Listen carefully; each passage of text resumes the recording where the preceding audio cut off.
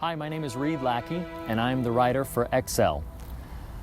One of the things that I think means the most to me as I look at the life of Christ is that he used to communicate. One of his primary means of communication with his followers or with anyone who would listen was by stories. But what I've always been really moved by as a husband, as a father, as a follower of Jesus Christ, and as a storyteller, is that Jesus was also living a story.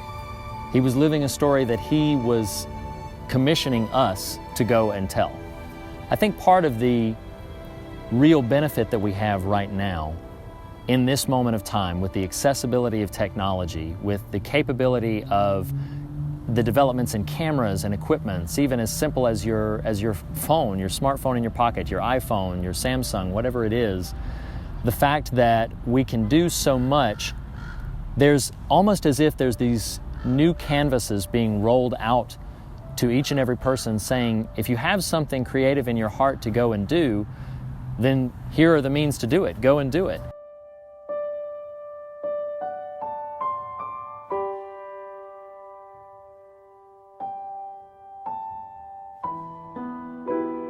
And I think what's really inspiring to me as a believer is that there no longer needs to be any waiting period for us to lace up our sandals and begin to get to work, to roll up our sleeves. If you have something in your heart to do, you have the capacity to do it, and it's at your hand right now.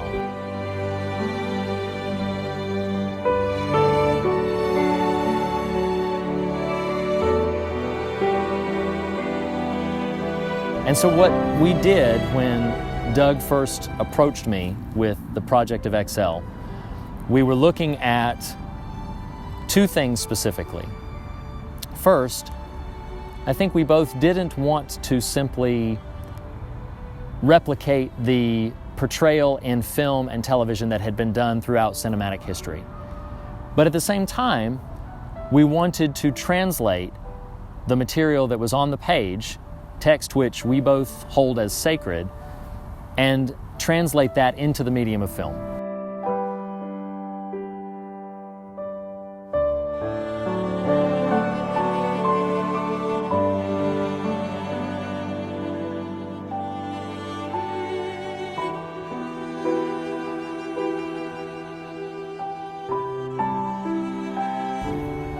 So we wanted to tell the story, but tell it in such a way that would make it new and fresh once again, without scandalizing or violating the sacredness of the text.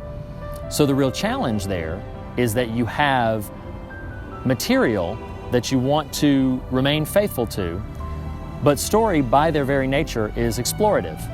So how do you translate material that is locked and is there on the page in black and white, or in black and red and white, and then make that a film?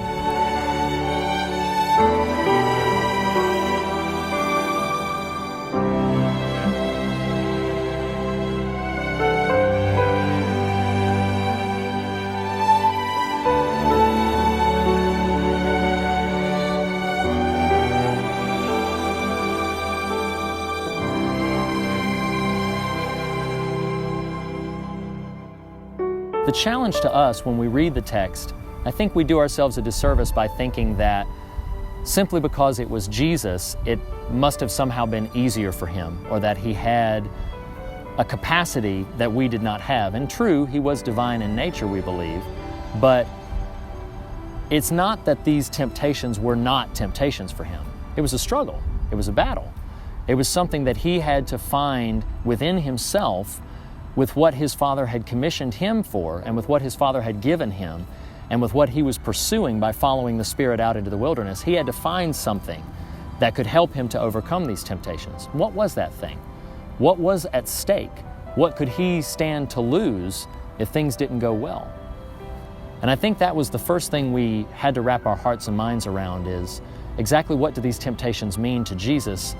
And more than that, what do they mean to us? What relevance do they hold for us? Because it's more than stones and bread. It's more than heights and leaping from them. It's more than a moment of compromise for the greater good.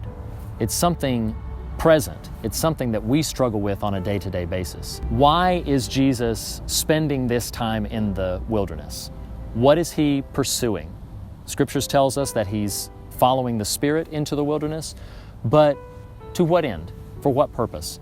And one of the things that I, as a writer, in prayer and in thoughtfulness about this project, latched onto was the passage later in Jesus' ministry where he instructed his disciples about what it means to be a good shepherd. And once I began to think and reflect on that element of Jesus' teachings, suddenly things began to fall into place. Because ultimately, in his parables about the good shepherd, the one that leaves the 100 and leaves the 99 behind, that one that's out there that's lost, that needs a good shepherd to go and find them, that's us. That's who we are. And Christ himself was the one who pursued us to bring us home.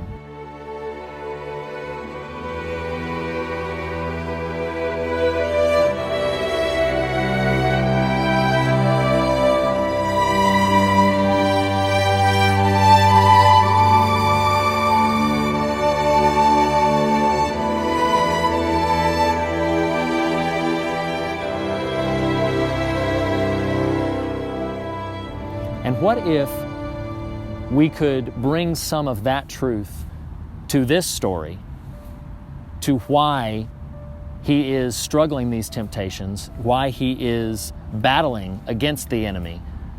It's more than merely taking back the kingdom. It's more than merely conquering the devil. It's bringing the lost home. It's helping us to be able to overcome the temptations that we have in our lives. It's helping us to be able to find the strength to reject the ways of the world and to embrace the heart of the Father.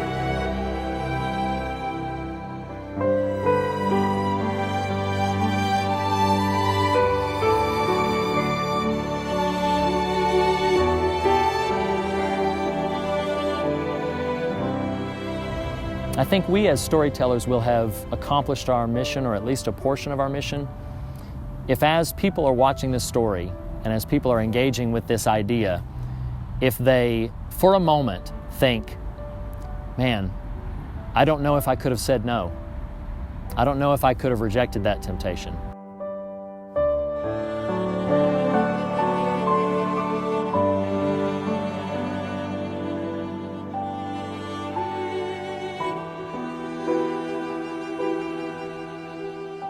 It's an incredibly inspiring moment that we're living in right now with what is available to us. And so what we're hoping to do is we're hoping to capture some of that, to be diligent and to be faithful with what we've been given and what we have in our hands. And my medium is words, my medium is storycraft, and that's what I bring to the table, is a way to tell this story. We have passionate people, Doug, Joe, so many others who are already becoming involved. And what we hope is that if you yourself want to participate in a similar way, then please check out our Kickstarter. Please consider a contribution. You can look up more about the material, about the project on FaithWorks website. We would love to have you partner with this project that we're doing. And we believe that it is something that we will look back and not only be very proud of the work that was done, but I pray and I hope be inspired ourselves on a more personal level to say it has been enriching and fulfilling to be involved in telling this story and exploring this story further. I would love to say for myself that we would come to the end of this journey and awaken as Jacob did when he was running away from his family and running away from the mistakes and the consequences that he'd made. And then he laid his head down and he went to sleep, and that night he had a dream of angels walking up and down a ladder. And when he woke up, he said, surely the Lord was in this place, and I had no awareness of it. I was not aware of this. And I think I would love at the end of this project and the end of every other project that we begin to work on, I would love to say in its culmination, surely the Lord was in this, and I was not fully aware of how much. That would be a great delight to me.